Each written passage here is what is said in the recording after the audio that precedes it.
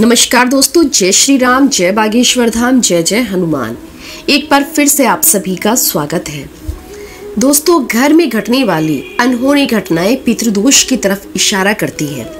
शास्त्रों में कहा गया है कि मरने के उपरांत पितरों की आत्मा को तृप्त करने के लिए श्राद्ध और तर्पण किया जाता है। वंशजों द्वारा किए गए श्राद्ध और तर्पण से संतुष्ट होकर पूर्वज प्रसन्न होते हैं और वंशजों को आशीर्वाद देते हैं। इस साल 29 सितंबर से श्राद्ध शुरू हो चुके हैं और आश्विन अमावस्या के दिन इनका समापन होगा। पितरों का श्राद्ध आदि न करने पर व्यक्ति को कई तरह की परेशानियों का सामना करना पड़ता है। पितरों की नाराजगी से जीवन में कई समस्याएं उत्पन्न होती हैं। ऐसे में पितृपक्ष के दौरान पितरों को प्रसन्न करने और उनका आशीर्वाद पाने के लिए ये बेहद ही अचूक और कारगर उपाय है। ज्योतिष शास्त्र में पापों से मुक्ति पाने के कई तरह के उपाय बताए गए हैं, जिनमें कि दान, धर्म, जप शामिल है। लेकिन महापापों को जब शांत या प्रायश्चित करने की बात आती है तो वहाँ गौदान की महिमा बताई गई है। पितृदोष भी एक प्रकार का पाप ही है और जिसका निवारण करना बेहद ही आवश्यक है। पितृपक्ष एक ऐसा अवसर है, ऐसा समय है जिसमें हम आसानी से इस तरह के उपायों को करके अपने पितरों को प्रसन्न कर सकते हैं। गाय का दान करने से जन्म जन्मांतर के पापों का शमन होता है, यानी कि पाप समाप्त होते हैं। जो लोग गाय का दान नहीं कर पाते हैं वह लोग गौ सेवा कर सकते हैं या फिर किसी गौशाला में जाकर चारे पानी के रूप में अपना सहयोग दे सकते हैं। दोस्तों, वीडियो में आगे बढ़े उससे पहले यदि आपको दी गई ये जानकारी पसंद आ रही है तो वीडियो को एक लाइक करके चैनल को सब्सक्राइब करें और साथ ही साथ इस वीडियो को अपने दोस्तों और रिश्तेदारों के साथ भी शेयर करें ताकि वह सभी इस वीडियो से लाभ उठा सकें। और साथ ही साथ कमेंट बॉक्स में जय श्री राम, जय बागेश्वर धाम जरूर लिखें, जिससे कि भगवान श्री राम की कृपा सदैव आप पर और आपके परिवार पर बनी रहे। आइए जानते हैं गुरुजी से कि इस बारे में उनका क्या कहना है। नमस्कार दोस्तों, एक बार फिर से आप सभी का स्वागत है। भगवान श्री कृष्ण जी कहते हैं कि पितृपक्ष के दौरान पितरों का तर्पण, पिंडदान और श्राद्ध कर्म करने का विशेष महत्व है। पितृपक्ष का समय पूर्वजों को पूरी तरह से समर्पित होता है। इस दौरान लोग अपने पितरों की आत्मा की शांति के लिए कई तरह के खास उपाय करते हैं, जिससे उनको मुक्ति मिल सके। ऐसा माना जाता है कि श्राद्ध के समय अगर इन विशेष उपाय को किया जाए तो आपका जीवन खुशहाली से भर जाता है। तो चलिए जानते हैं क्या है वो असरदार और अचूक उपाय। ब्राह्मणों और गरीबों को भोजन कराएं। अगर आपके घर में भी पितृ दोष है तो आपको श्राद्ध के दौरान ब्राह्मणों को भोजन कराना चाहिए। इसके लिए आप उन्हें अपने घर निमंत्रण देकर ला सकते हैं या फिर किसी मंदिर जाकर उन्हें दान दे सकते हैं। इतना ही नहीं, अगर आप गरीबों को भोजन कराते हैं और उनकी मदद करते हैं तो ये आपके लिए काफी अच्छा साबित होगा, क्योंकि ऐसा कहा जाता है कि पूर्वजों की आत्मा को शांति मिलती है। शिव शक्ति की करें उपासना। श्राद्ध के दौरान भगवान शिव और माता पार्वती की पूजा का खास विधान है। माना जाता है कि अगर आप श्राद्ध पक्ष में शिव शक्ति की आराधना करते हैं तो आपको पितृदोष से मुक्ति मिलती है। साथ ही आपके परिवार पर आने वाला संकट टल जाता है। अमावस्या के दिन करें ये खास काम।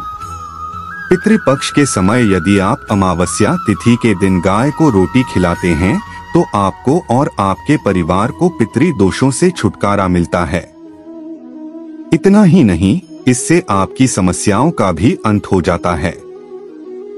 पितृ दोषों से मुक्ति के लिए सूर्य को जल दें। पितृपक्ष के दौरान नियमित सूर्य देव को जल चढ़ाने का भी विधान है। अगर आप इस दौरान भगवान सूर्य को तांबे के लोटे से जल अर्पित करते हैं तो आपके ऊपर सूर्य देव अपनी पूरी कृपा बनाए रखते हैं। दोस्तों, अगर आपको ये जानकारी पसंद आ रही है तो वीडियो को एक लाइक करके चैनल को सब्सक्राइब जरूर करें और कमेंट बॉक्स में जय श्री कृष्णा जरूर लिखें। दोस्तों, घर में घटने वाली अनहोनी घटनाएं पितृ दोष की ओर इशारा करते हैं। शास्त्रों में कहा गया है कि मरणोपरांत पितरों की आत्मा को तृप्त करने के लिए श्राद्ध और तर्पण आदि किया जाता है। वंशजों द्वारा किए गए श्राद्ध और तर्पण से संतुष्ट होकर पूर्वज प्रसन्न होते हैं और वंशजों को आशीर्वाद देते हैं। पितरों का श्राद्ध आदि न करने पर उसे कई तरह की परेशानियों का सामना करना पड़ता है। पितरों की नाराजगी के जीवन में कई समस्याएं उत्पन्न होंगी। ऐसे में पितृपक्ष के दौरान पितरों को प्रसन्न करने और उनका आशीर्वाद पाने के लिए ये अचूक बेहद कारगर हैं। ज्योतिष शास्त्र में पापों से मुक्ति पाने के कई तरह के उपाय बताए गए हैं, जिनमें दान, धर्म, जाप शामिल हैं।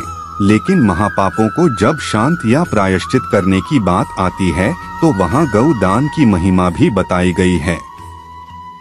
पितृदोष भी एक प्रकार का पाप ही है, जिसका निवारण करना आवश्यक होता है। पितृपक्ष एक ऐसा अवसर है जिसमें हम आसानी से इस तरह के उपायों को करके अपने पितरों को प्रसन्न कर सकते हैं। गाय का दान करने से जन्मों जन्म के पापों का शमन हो जाता है। जो लोग गाय का दान नहीं कर पाते हैं, वह लोग गौ सेवा कर सकते हैं। किसी गौशाला में जाकर चारे पानी के रूप में अपना सहयोग दे सकते हैं। दरवाजे पर आई गाय को भाग्य समझें, दुत्कारें नहीं। दरवाजे पर बैठी गाय को कभी दुत्कारना नहीं चाहिए। यह तो भाग्य है जो दरवाजे पर स्वयं ही गाय आई है।